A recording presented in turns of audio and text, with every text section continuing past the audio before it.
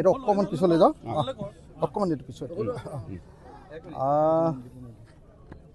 AIDFৰ লগত আমাৰ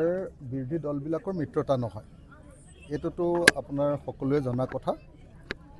বিজেপি এটা সাম্প্ৰদায়িক দল আৰু সেই সাম্প্ৰদায়িক দলটোক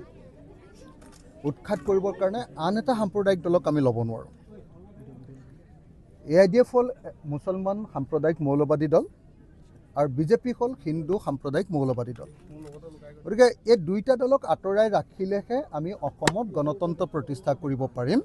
গতিকে AIDFক নোলোৱা কথাটো গৌৰৱ গগৈয়ে যি বক্তব্য দাঙি ধৰিছে তাত আমাৰ 100% সমৰ্থন আছে মই এই ক্ষেত্ৰত গৌৰৱ গগৈৰ লগত 100% সমৰ্থনত আছোঁ কিন্তু তেখেতে কৈছে যে 100+ মই আচলতে এতিয়া বিতৰ্কিত কথা একো ক'ব নোখোজোঁ যদি এলায়েন্সটো কাৰ্যকৰীভাৱে হ'ব লাগে তেতিয়াহ'লে গৌৰৱ গগৈ নিজে কৈছিলে যে চিট বিতৰণ আমি টিভিত কৰিলে নহ'ব বাতৰি কাগজত কৰিলে নহ'ব আমি চিট বিতৰণ আমাৰ নিজৰ ভিতৰত আলোচনাৰ মাধ্যমেৰে কৰিব লাগিব মই সেইকাৰণে যিসকলে সঁচাকৈয়ে বিৰোধী দল হিচাপে বিজেপিক এবাৰ পৰাভূত কৰাটো বিচাৰে সকলোকে মই বিনম্ৰভাৱে প্ৰাৰ্থনা জনাম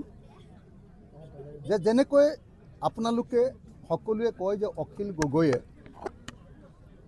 মনে মনে থাকিব লাগে বহুতে কয় মোক যে আপুনি বেছি কথা নক'ব মনে মনে থাকক তেনেকৈ আটাইবিলাকে আমি সংযমী হৈ থকা উচিত আমি এনেকুৱা কোনো কথা ক'ব নালাগে যি কথাই আমাৰ মনত ইটোৱে সিটোক দুখ দিব পাৰে সেইটো আপুনি গৌৰৱ গগৈয়ে সেইকাৰণে মই আহ্বান জনাব খুজিছোঁ সকলোকে আহ্বান জনাব খুজিছোঁ যে আমি কোনেও টিভিৰ সন্মুখত আসন বিতৰণ কৰিব নালাগে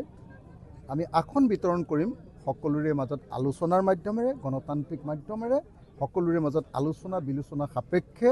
ইজনে সিজনৰ প্ৰতি সন্মান আৰু ইজনে সিজনৰ প্ৰতি সন্মান প্ৰদৰ্শন কৰি আমি আসন বিতৰণ কৰিম মই সেইকাৰণে সকলোকে সংযমী হৈ বক্তব্য ৰাখিবৰ কাৰণে আহ্বান জনাইছোঁ একদম অবজেক্টিভ আপোনাৰ